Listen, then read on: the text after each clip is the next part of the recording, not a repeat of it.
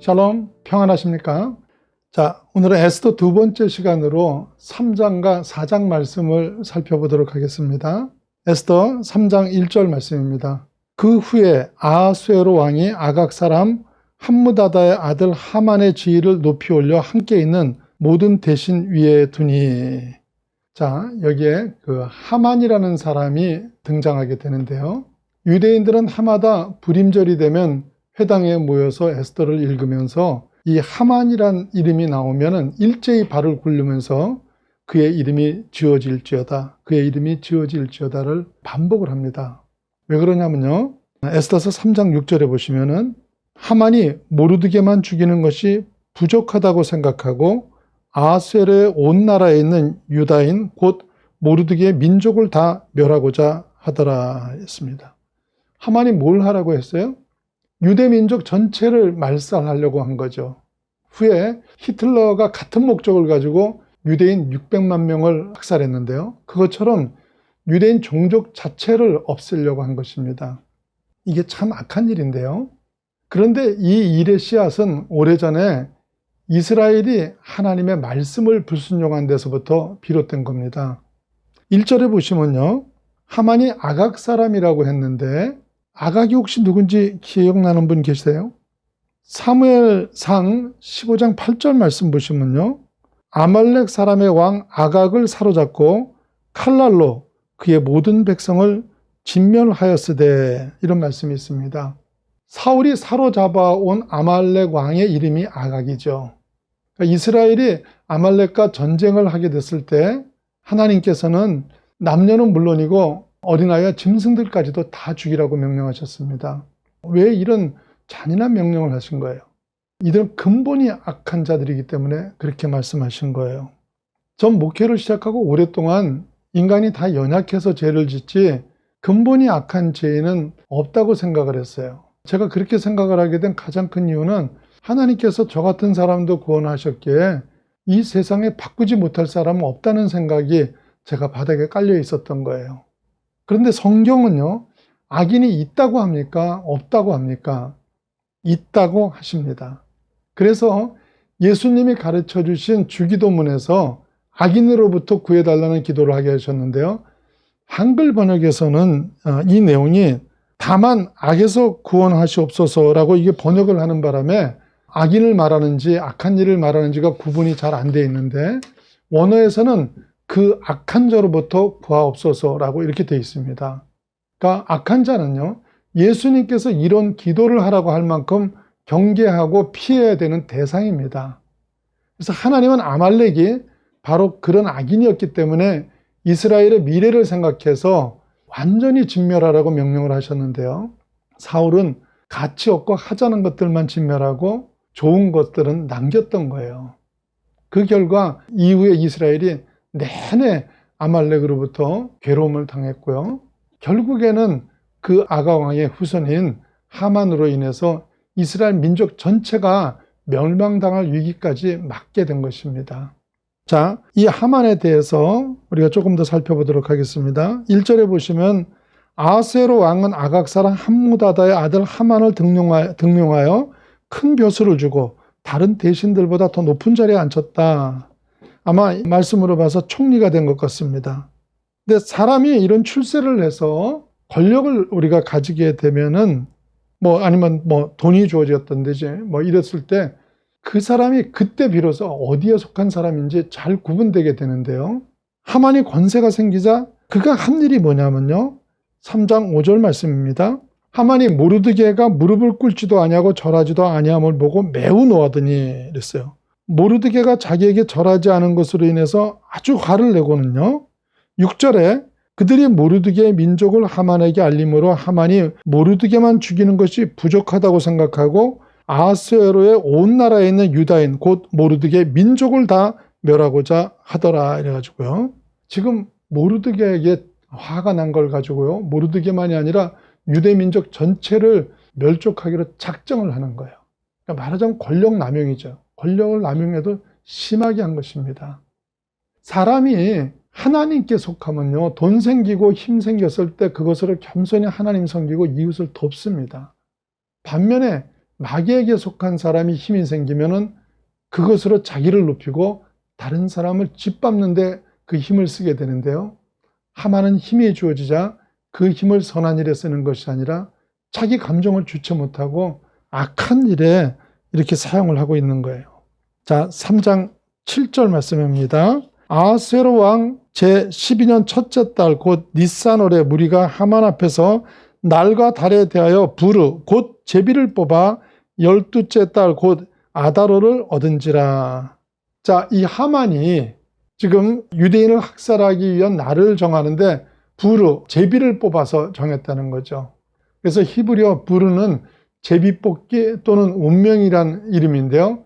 이 부르라는 날에서 불임절이 나오게 된 겁니다.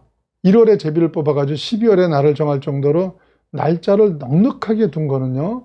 당시 페르시아 제국 전체의 법령이 포고되려면 워낙 제국이 컸기 때문에 90일 이상이 걸렸어요. 그리고도 각 주마다 준비를 하려면 상당한 기간이 필요했기 때문에 그렇게 정한 것 같습니다. 이렇게 자기들 마음대로 날을 정한 뒤에 왕의 허가를 받는데 3장 8절입니다. 하만이 아하수에로 왕에게 아뢰되 한 민족이 왕의 나라 각 지방 백성 중에 흩어져 가는데 그 법률이 만민의 것과 달라서 왕의 법률을 지키지 아니하오니 용납하는 것이 왕에게 무익하니이다 했습니다.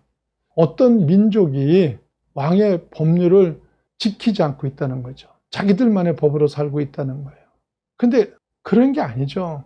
지금 하만이 가지고 있었던 거는요, 모르드게와 개인의 문제죠. 그런데 이걸 엄청난 걸로 확대를 해서 얘기하는 거예요. 이게 마귀의 전형적인 수법입니다. 마귀는 항상 좋은 일은 가리거나 덮어버리고요. 문제는 거짓과 왜곡을 통해서 최대한으로 키워내는 거예요. 그래서 광대한 지역을 다스리는 아하수에로 왕의 입장에서는요, 항상 반역의 문제로 골치가 아픈데 문제되는 민족이 있다면서 거짓보고를 한 뒤에, 그러고 난 뒤에는 이제 또 왕한테 솔깃한 제안을 합니다. 에스더서 3장 9절 말씀입니다. 왕이 옳게 여기시거든 조서를 내려 그들을 진멸하소서. 내가 은 1만 달란트를 왕의 일을 맡은 자의 손에 맡겨 왕의 금고에 드리리이다 하니. 그래가지고요, 왕이 허가를 해주시면은 지금요, 은 1만 달란트를 드리겠다고 했는데요. 이건 굉장히 엄청난 금액이에요. 그 당시에 다리우스 왕 때 페르시아 제국이 1년 동안 걷어들인 세금이 은 14,500달란트인가 그랬어요.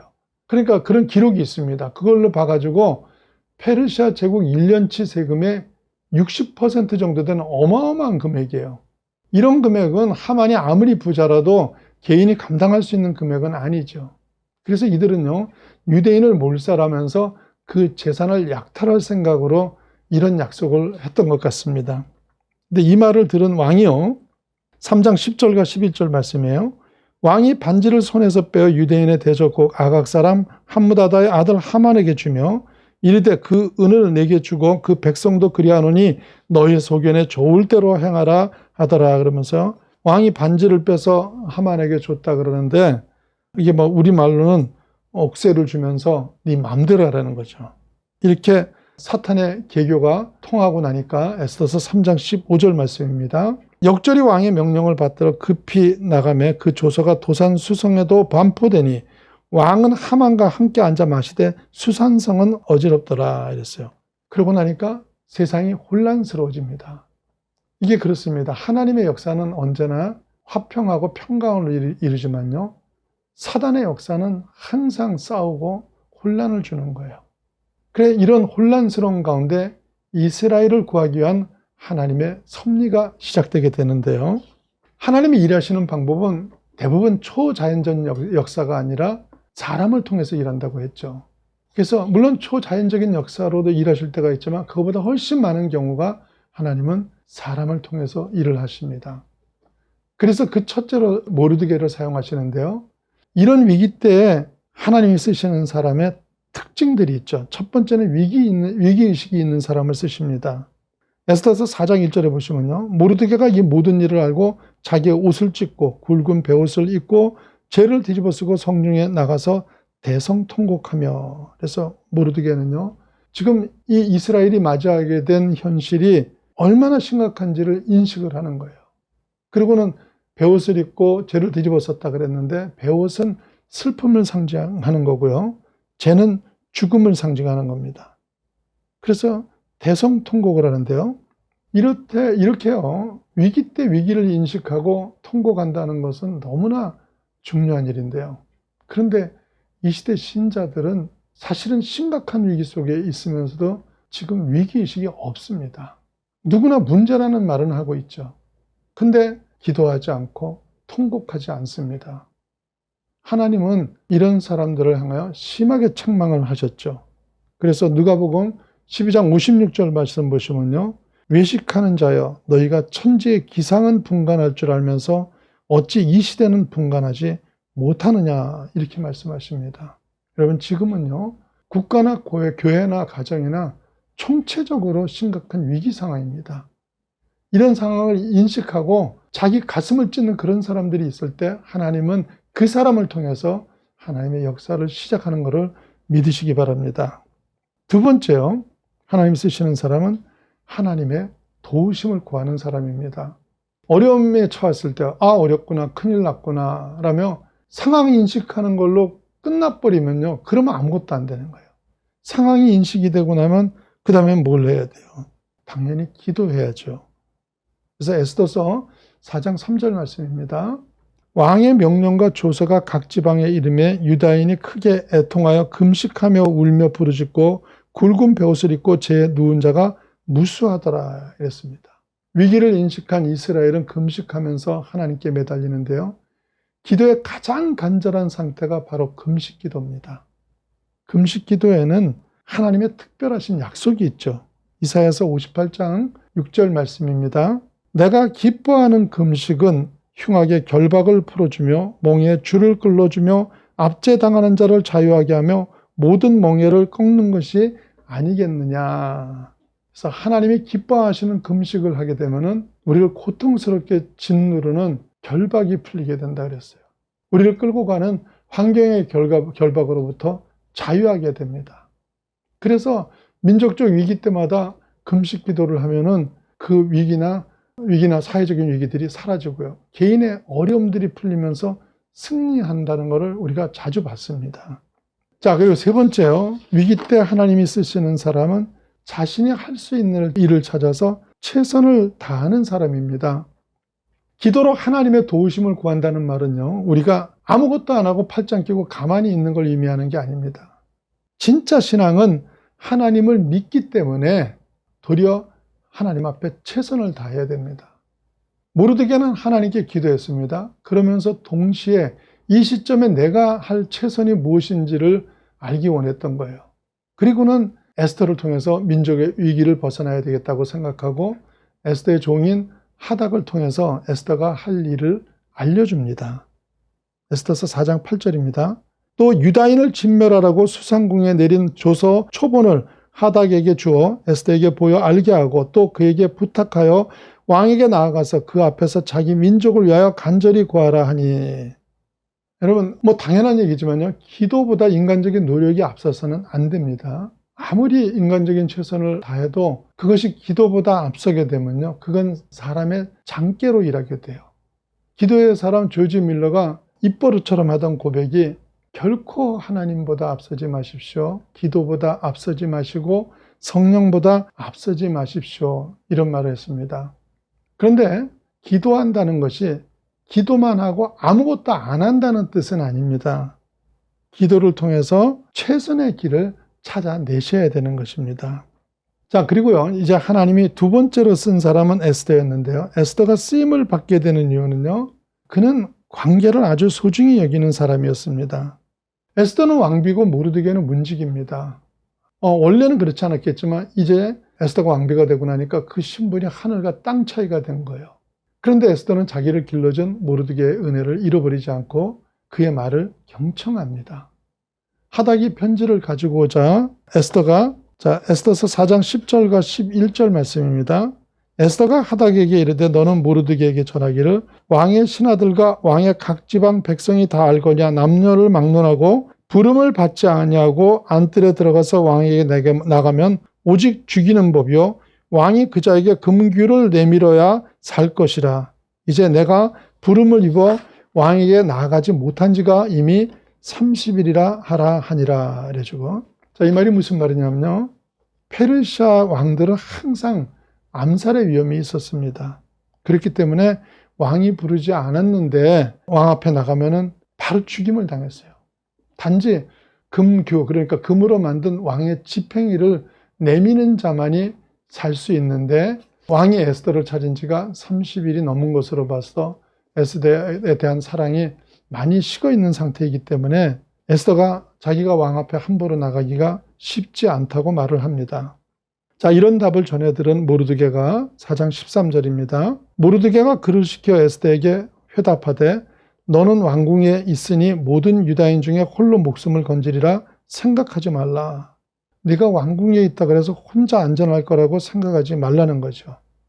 그리고는 4장 14절에 이때 네가 만일 잠잠하여 말이 없으면 유다인은 다른 데로 말미암아 노임과 구원을 얻으려니와 너와 내 아버지의 집은 멸망하리라. 내가 왕후의 자리를 얻은 것이 이때를 위함이 아닌지 누가 알겠느냐 하니. 무슨 말이에요? 네가 사형돼야 될 때 입을 다물어 버리면 하나님은 다른 방법을 쓰셔서라도 유대인을 구할 거라는 거예요. 그런데 네가 왕후 된 것이 바로 이때를 위함이 아니겠냐고 말을 합니다. 이게 듣기에 따라서 상당히 언짢게 말을 한 건데요. 에스더는 자기의 은인인 모르드게의 이 말을 겸손하게 경청하고요. 그의 충고를 받아들이는데요. 사실 이게 쉽지 않은 일이에요. 얼마나 많은 사람들이 출세했다고 또 신분이 달라졌다고 관계를 무시하고 배은망덕한 행동들을 합니까? 그런데 하나님은 그런 사람을 기뻐하지 않으십니다. 단테 신곡이라는 유명한 책이 있죠. 이 책에 보면은 지옥을 9단계로 나누는데 가장 악한 죄인을 보내는 9층 지옥이 이단이나 살인자가 있는 게 아니에요. 거기에는요, 하나님을 배신한 루시퍼와 함께 배은망덕의 죄를 지은 사람들이 벌을 받고 있습니다. 그만큼 관계가 중요하다는 것인데요. 사실 성경은 어떻게 보면 전체가 관계의 책입니다. 하나님과 사람과의 관계, 그리고 사람과 사람과의 관계를 말씀하고 계시죠. 에스더는 관계를 소중히 여기는 사람이었기 때문에 하나님의 귀한 일을 맡게 됩니다. 그리고 두 번째는요, 에스더는 하나님을 신뢰하는 사람이었습니다. 모르드게의 충고를 듣고 자신이 이 일을 감당해야 되겠다고 결심을 하자 제일 먼저 한 일이 무엇입니까? 에스더서 4장 16절 말씀입니다. 당신은 가서 수산에 있는 유대인들을 다 모으고 나를 위하여 금식하되 밤낮 3일을 먹지도 말고 마시지도 마소서. 나도 나의 시녀와 더불어 이렇게 금식한 후에 규례를 어기고 왕에게 나아가리니 죽음은 죽으리이다 하니라. 자, 수산성에 사는 모든 유대인들을 모아서 3일간 금식 기도를 해달라고 부탁을 합니다. 그리고는 자신도 자기의 시녀들과 함께 금식을 합니다. 이건 무슨 뜻이에요? 내가 아니라 하나님이 하셔야 한다는 거죠. 만일 그녀가 하나님이 아니라 인간적인 방법을 생각했다면 금식하면 안 되죠. 금식하면 오히려 피부가 윤기를 잃고 사람이 깨져져야잖아요. 그러니까 금식보다는 왕을 언제 어느 때 만나든지 항상 예쁘고 우아하게 보이도록 자기를 꾸며야 되지 않겠어요? 그런데 에스더는 그런 인간적인 방법을 내려놓고 하나님을 의지하고 하나님 방법으로 문제를 해결하고자 한 겁니다. 하나님은 이런 사람들을 통해서 하나님의 일을 이뤄나가시는 거죠. 그리고 마지막으로요, 에스더는 희생적인 결단의 사람이었습니다. 16절에 죽음은 죽으리다 라고 했는데 왜 이런 각오를 한 거죠? 왕이 부르지 않는데 나가면 죽는다고 했죠. 그런데 에스더는 왕이 올 때까지 기다리는 것이 아니라 3일 금식 후에 왕 앞에 나갈 각오를 했던 거예요. 그렇게 나갔다가 죽지는 않을지 몰라도요, 아하수에로 왕의 성격으로 봐서 잘못하면 패비되기가 십중팔구 아니겠어요. 그럼에도 결단을 했기에 한 민족을 살리는 위대한 일에 사용이 됐던 것입니다. 그런데 이 시대 대부분의 사람들은요, 위기는 알고 있어도 희생은 싫어합니다. 모험을 두려워합니다. 그런데 여러분 한번 생각을 해보십시오. 희생이 없고 모험이 없이 어떻게 사단과의 영적 전쟁을 하겠어요? 우리가 싸워서 길을 열어놓지 않으면요, 결국에는 우리의 자녀들이 고통을 받습니다. 저와 여러분은요, 우리의 조상들이 목숨 걸고 싸운 그 싸움이 있었기 때문에 이 자리에서 신앙생활을 하게 된 거예요. 그런데 우리는 희생하고 싶어 하지 않고 싸우고 싶어 하지 않습니다. 이게 심각하게 생각하셔야 돼요. 여러분 가운데 누가 에스더가 되시겠습니까? 하나님 지금도 이 시대를 살릴 에스더와 모르드게를 찾고 계십니다. 내가 이 믿음을 가진 것이, 이런 자리를 얻고 이런 축복을 받은 것이 바로 이때를 위함이 아니냐는 주님의 말씀 앞에요. 죽으면 죽으리라고 결단하고 마귀를 대적하며 하나님 나라를 지켜내는 귀한 하나님의 자녀들이 되시기를 예수님 이름으로 축원합니다.